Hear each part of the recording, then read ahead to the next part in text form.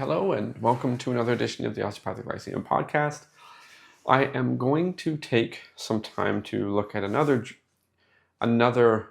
article from the International Journal of Osteopathic Medicine, as it again helps me provide some insight, share some concepts, do some work to possibly further a conversation and improve the general understanding of the osteopathic profession amongst osteopathic professionals and for those outside.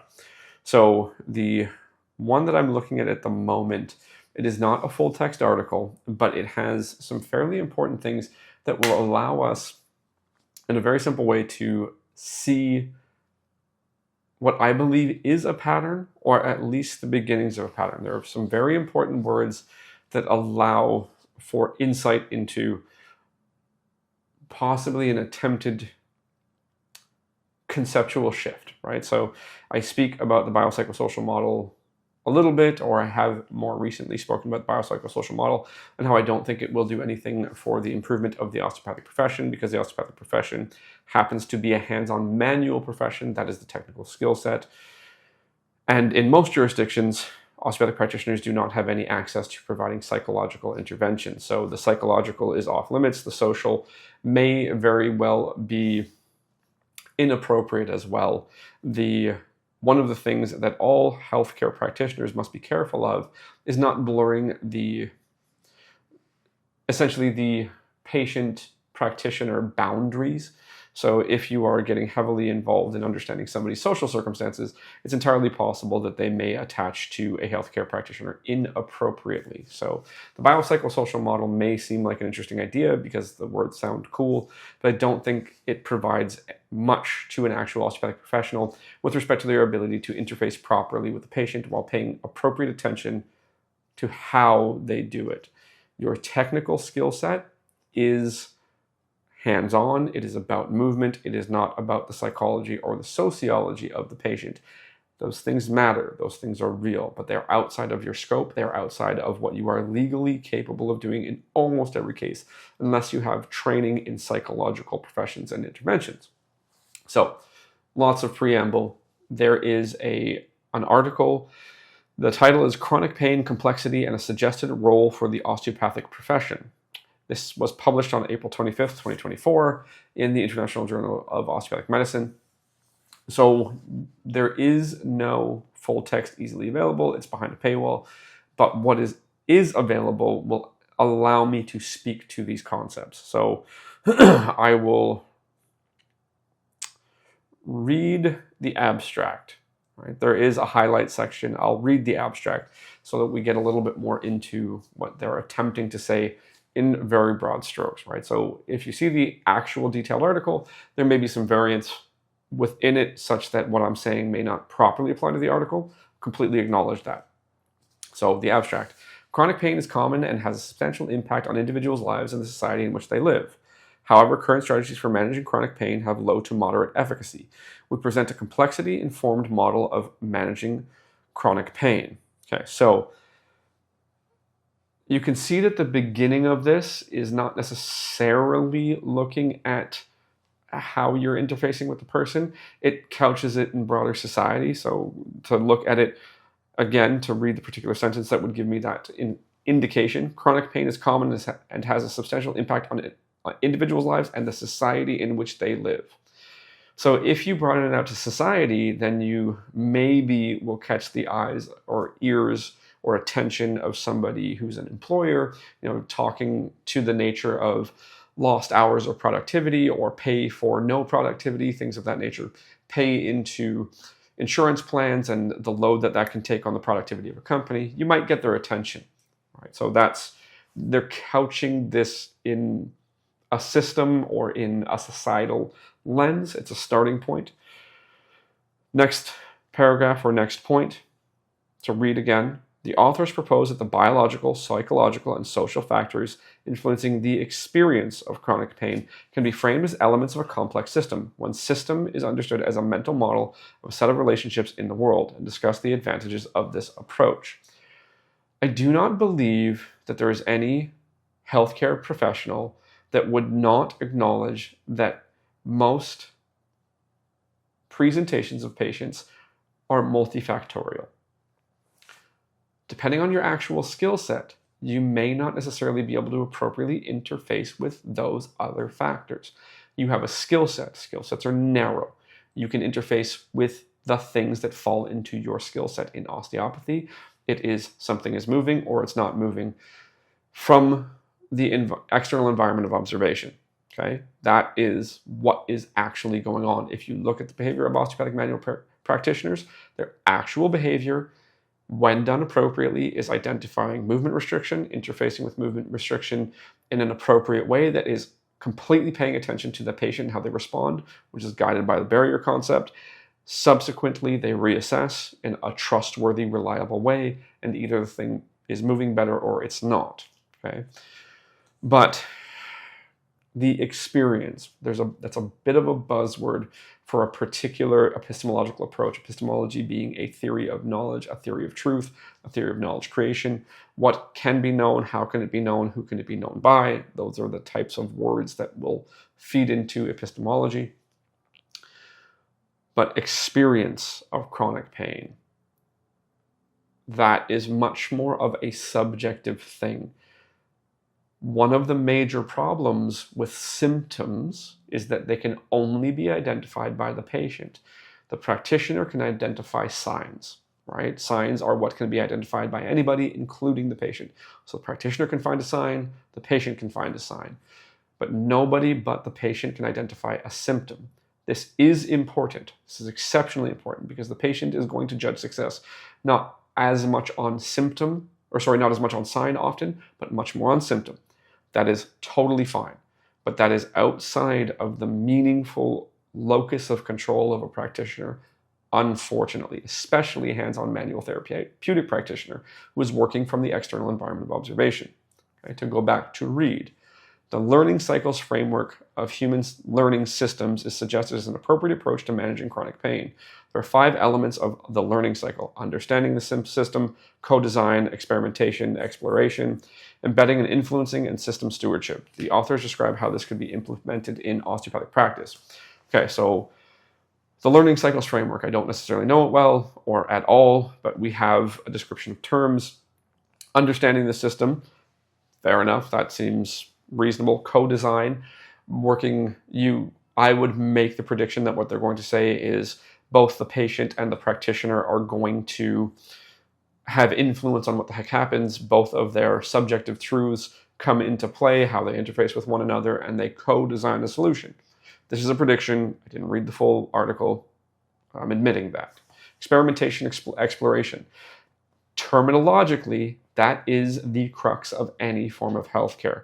You have to attempt to find or generate multiple solutions and test between them, and always monitor how the individual patient responds. The barrier concept guides that in osteopathy, but specifically for hands-on physical interfaces. Embedding and influencing, that's tougher. System stewardship, again, tougher to make a prediction as to how that's being utilized without more information. So this is a framework. There's clearly an ideological motivation to embed this framework into osteopathy. So maybe it's good, maybe it's bad. I'm not going to judge that, but I'm going to say that this is very obviously somebody saying, this is the way to think about it. I want you to think about it this way. And, let's try to win friends and influence people. Fair enough. I have what I would call a heuristic-based approach that I think has value. I will share it as much as I can. If you go back and look at much of my material, I will say these heuristics may not be the right ones, but they're decent for now. They can be improved upon. I'm totally okay with that. Now, if we talk about, we go back to the experimentation, exploration, and appropriate clinical behavior, the reason I use heuristics is because they can be defined as a set of steps which generates a set of, let me say this properly, a set of steps that generate possible solutions which can be tested between, where an algorithm generates a set of steps that guarantees a solution. That's not how humans work. That's not how any level of healthcare works when done appropriately. You must always pay attention to the individual patient if you want to get it right, or get it the most right you can between the individual practitioner and the individual patient. All healthcare should be patient-centered, but the way in which it's patient-centered doesn't necessarily mean you're paying attention to their experience. It means you're paying attention to the measurements that appropriately relate to your skill set. If you are an endocrinologist, you're going to have to know the strengths and weaknesses of varying ways of identifying hormone levels, whether it's urinalysis, whether it's saliva, whether it's blood, whatever it is. You're going to have to know the pros and cons, and you're going to have to monitor for the best interest of that patient. You're going to start from a relatively reasonable starting point, and you're going to move left, you're going to move right, you're going to move up, you're going to move down, you're going to twist, you're going to do this, you're going to do that. If you're doing it appropriately, if you're an osteopathic practitioner, your measurement that is appropriate for your skill set is movement. It is not patient experience. The patient experience matters exceptionally deeply. Patient experience matters, but that is not your skill set. Your skill set is identifying movement restrictions and interfacing with them appropriately. Now, the thing about osteopathy that makes it unique in hands-on therapy is the barrier concept, because you're trying to get an outcome without that patient having a heavy response. If you choose to go direct, you are going into the restriction without the tissue actively contracting. You can add tension to it, but it's not always going to be pure planar motion. It's not an idea. It's not, it needs to go this way. I'm just going to jam it this way. It's, I want it to go this way, but when I go straight this way, the person contracts and protects themselves. So I'm going to go over here. I'm going to do a little of this. I'm going to bend the elbow. I'm going to straighten the elbow. I'm going to make it work for that person because I have to pay attention to them at all times. So you need to be paying attention to those things that you can observe that are appropriate observations for your skill set. How the patient experiences it emotionally is not necessarily the best measurement because it's highly variable. The theory of constructed emotion can give us proper insight into this. The theory of constructed emotion is probably the most accurate approach to emotions, which would generally suggest that there are words that are categories of emotion, and there are a wide variety of expressions underneath those words. They are both dependent on individual and dependent on culture. So it's not necessarily a stable enough category to use properly all the time. But in osteopathic practice, if you're paying proper attention to how that individual responds to movement that you impart to their body, whether actively or passively, then you're going to do a pretty darn good job. Okay, anyways, let me come back here. Read more. The implications of a complexity approach with respect to evidence-informed as opposed to evidence-based practice is briefly discussed. Further, the opportunity for osteopathy to be at the vanguard of broader movement for change in public service and healthcare is highlighted. Okay, that is, within this abstract, essentially a call to tug on some people who are likely to be influenced behaviorally by that. So they're probably trying to pull on your feelings and your desire to be at the vanguard, at the leading edge.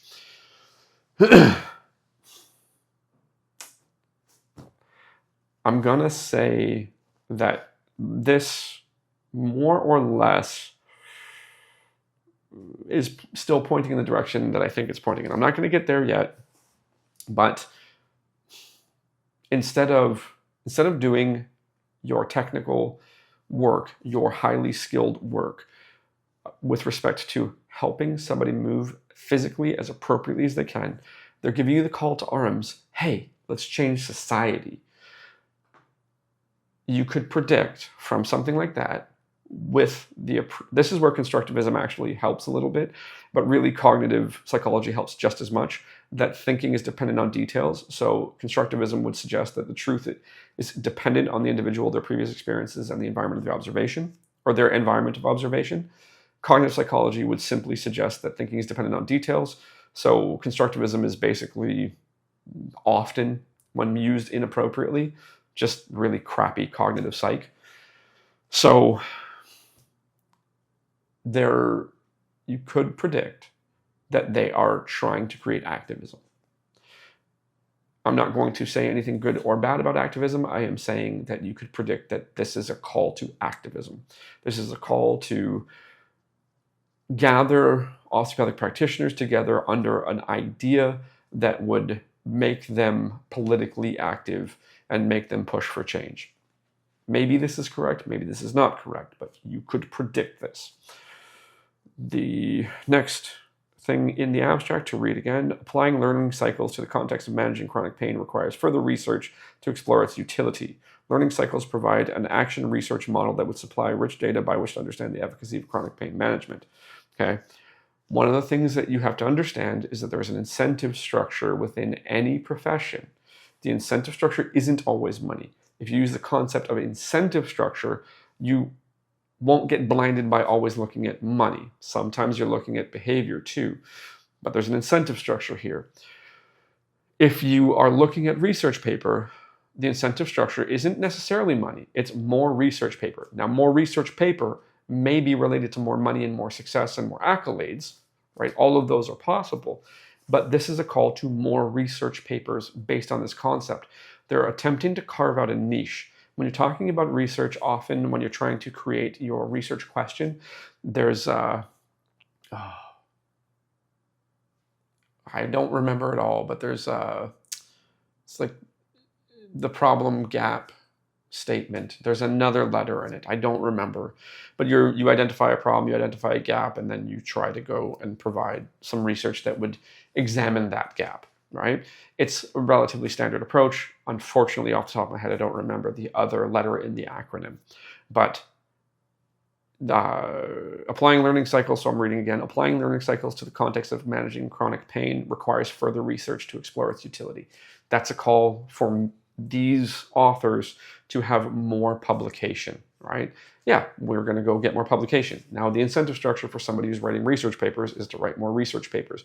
More research papers means more prestige, more accolades, promotion opportunities in an academic setting, right? That's just what you're seeing here. So to continue to read, this is not necessarily part of the formal abstract. This is other things. There's some bullet points under the heading of implications for practice. Using a complexity-informed approach, human learning systems learning cycles in the management of chronic pain. I don't know how that's an implication for practice, but that's just what they have there. No worries. Next bullet point, structured and efficient way of providing a co-produced person-specific approach to practice. I'm going to argue again. Learning cycles will do, whatever this concept is, will do nothing better than the properly applied barrier concept for osteopathic practice or osteopathic healthcare. This is not needed. Get better at the barrier concept. Please, for the love of something, stop trying to import these ideas when there's already a good one that exists. You just have to do it better. Okay.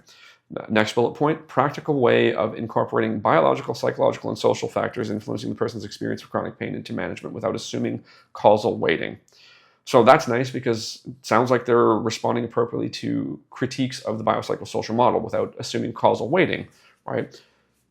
This is outside of your wheelhouse. The psychological and the social is outside of your legal wheelhouse to intervene with. As a competent healthcare practitioner, you apply your skill set, you apply your skills to the problem at hand as best you can.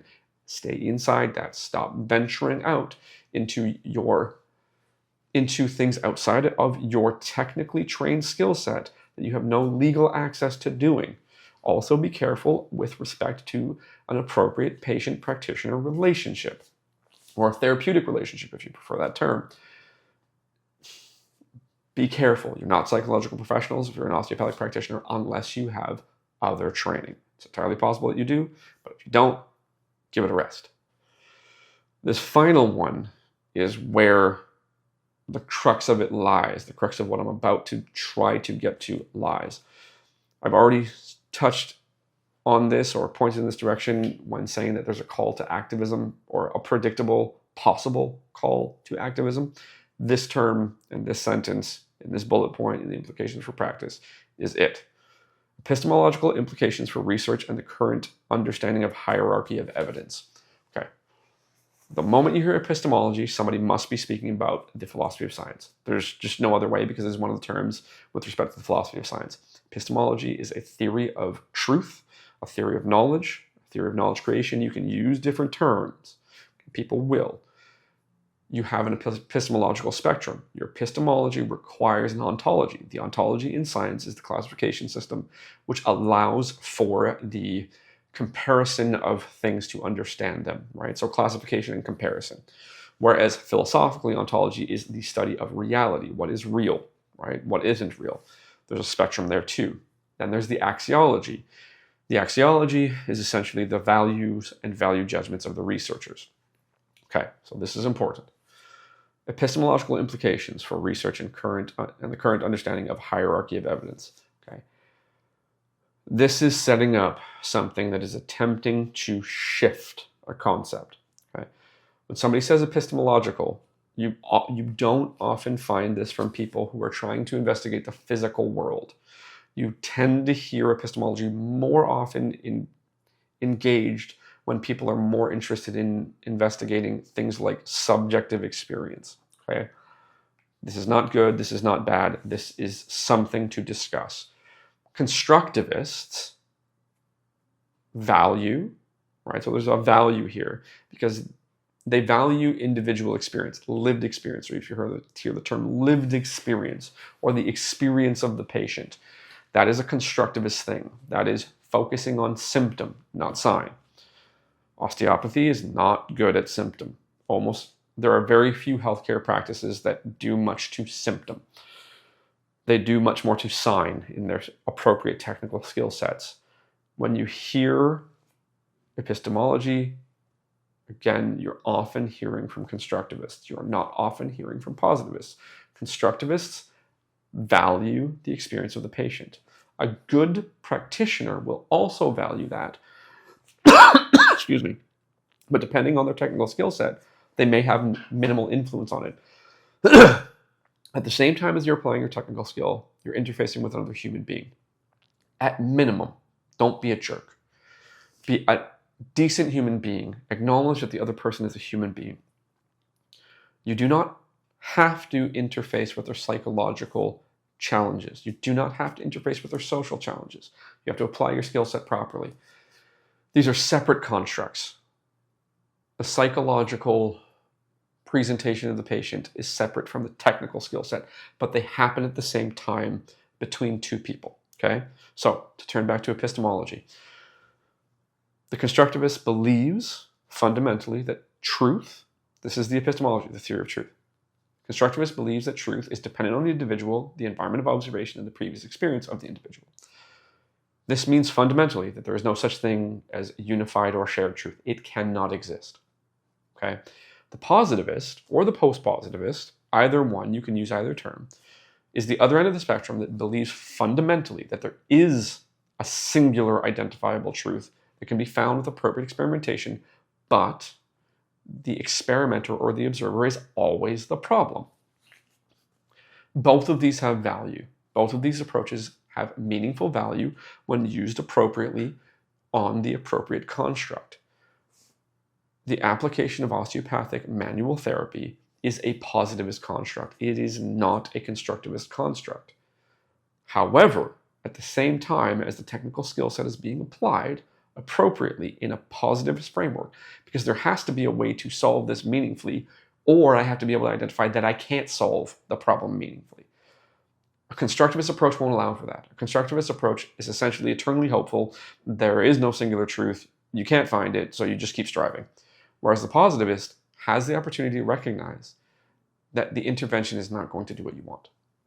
Okay, so the positivist believes in an identifiable singular truth. Identifiable singular truth in osteopathic practice is something is or is not moving as it should, especially when compared to its paired structure or its same structure on the other side, right? So right shoulder versus left shoulder as an example. Once this is identified as an observable reality, then there are a set of ways that you can test between to try to solve for making that move better. If you go through all of those and you can't, then you know that it's not going to do the appropriate thing. So the primary job of the osteopathic practitioner is alteration in a positive direction of a physical parameter. This is a positivist construct. It can be found, it can be interfaced with, and it will or will not change. Once that physical construct has been appropriately explored, while not being a jerk to to the person you're interfacing with as an osteopathic practitioner, so you're not being a jerk to your patient or client, whichever term you prefer, then you recognize very clearly that your technical skill is or is not going to make the physical change. Now, because the constructivist thing is happening at the same time, the experience of the patient is happening at the same time, you also will be able to gain the information as to whether or not on the symptom side, the patient reports something better. So if I give you a simple matrix, the patient moves better and they feel better. This matches. This is a positive thing for practitioner and for patient. Then you can have the patient moves better and does not feel better. These do not match. So the constructivist thing and the positivist thing do not match. You could have does not move better, feels better. Again, the constructivist and the positive thing do not match. Or you can have does not move better, does not feel better. Right? Now the constructivist and the positivist thing do match, but not in a positive way. So the wins for the osteopathic practitioner are when the thing moves better and feels better. The thing moves better, does not feel better, but it's the win for the practitioner on the positivist side. When the thing does not move better, but the patient does feel better, there's some degree to which it's a partial win for the practitioner, but a major win for the patient. These things are happening at the same time, but they're not the same thing, okay? So you have to interface with the patient in a way that is going to be in as much tune with their experience as possible. This is where osteopathy really has power. It's not in bringing these other models in. It's actually in doing what is embedded in the profession already. The barrier concept considers the patient experience. Go read Tucker, Ernest Tucker, E.E. Tucker.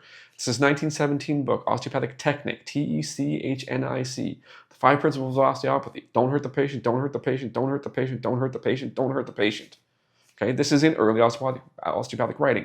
They didn't have the term barrier concept, but they said don't hurt the patient. Make sure the patient's relaxed. Make sure the patient's not protecting themselves. Make sure the patient is not jumping. You don't need to look anywhere else. The barrier concept is where osteopathy can win. Osteopathy is a positivist thing, but it is built with something at the center of it that will include the symptom, the experience of the patient. We don't need to import these concepts anymore. I am critical of osteopathy calling itself a philosophy, because philosophy is essentially thinking and coming to conclusions without the requirement of evidence.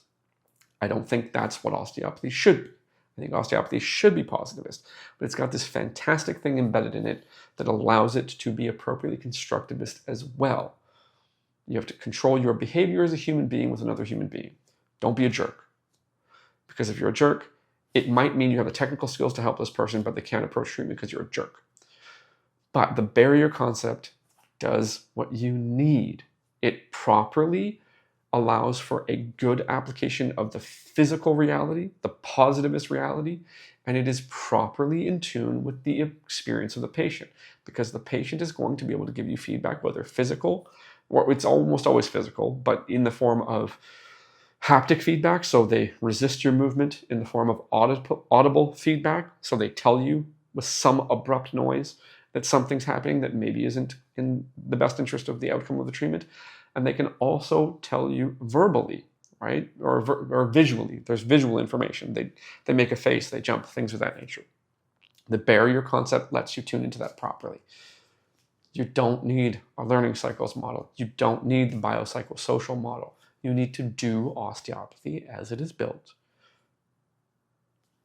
Maybe that's a funny way to say it, because I'm both critical of some of the logical jumps that the profession makes and some of the claims the profession makes, but there's something at the core of it that allows it to properly straddle both the positivist and the constructivist reality, and that's the barrier concept. So I think it is probably most appropriate to say that there is an attempt, as far as I can see, in a pattern with papers that I've talked about previously and with papers that I've read personally that maybe I haven't talked about, that there's an attempt to inject constructivism into the profession of osteopathy. It's not needed. It's not helpful. We should get better at the fundamentals of the actual profession, which is the appropriate application of the barrier concept in real time, paying attention to a real person. Stop thinking about all these technique systems. Just stop it. Start thinking about a fundamental framework to describe how you interact with somebody and pay attention to them. It's already there. I've suggested a bunch of terms as a heuristic framework that could do it. It may not be the perfect one, but it's a good one to start with. You can make it better. You can make your own. But the barrier concept has to be at the middle of it. Don't make the patient say, ouch. That is how you do patient-centered care in a physical way, from the external environment of observation with respect to osteopathy as a profession. You don't need the biopsychosocial model. You don't need the human learning cycles model. As somebody who has at least an acceptable background in education, in cognitive psychology. I'm not a good cognitive psychologist. I'm not a qualified cognitive psychologist. But because I wanted to learn about learning, I had to learn about some cognitive psychology, because cognitive psychology considers thinking, where behavioral psychology does not consider thinking fundamentally. I would make the prediction that if I looked at the human learning cycles model, it's basically a constructivist model that maybe or probably doesn't appropriately consider the available evidence with respect to actual learning, how it happens, the cognitive psychology of it. It's probably just asking people about what they like, right? So something that I've spoken about before, learning styles, right? Are you an auditory learner? Are you a hands-on learner? Are you a visual learner? Blah, blah, blah, blah, yakety schmackety.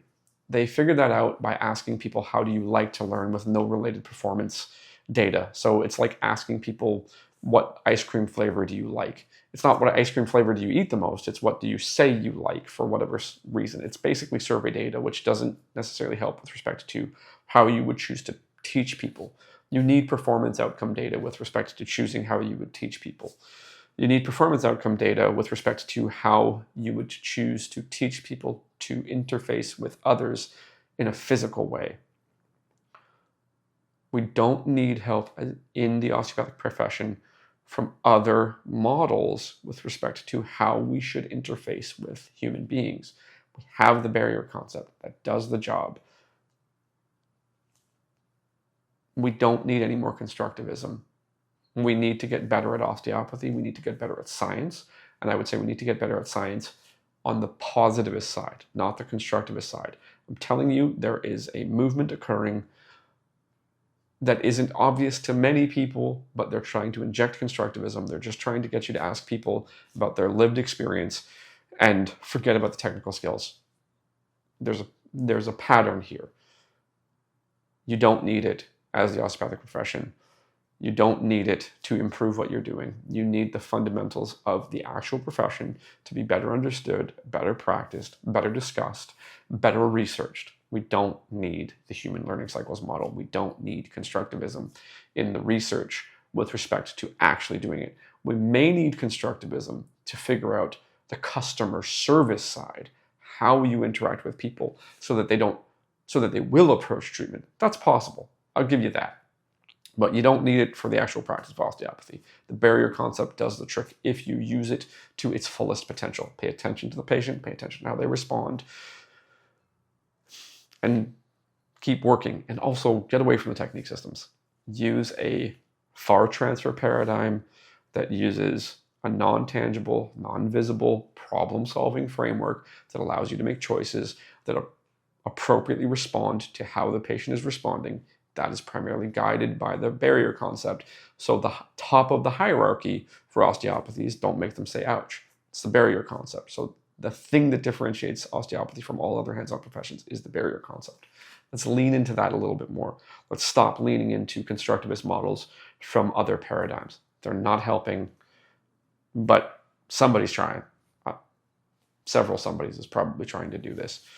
So I would also suggest that a lot of this is brought on by osteopathy, and I've discussed this many times, osteopathy starting from the wrong paradigm, saying this is what is happening, and then when you appropriately research it scientifically from a positivist perspective, the claims do not match the work. So cranial claims don't match what cranial osteopathy does. Visceral claims don't match what visceral osteopathy does.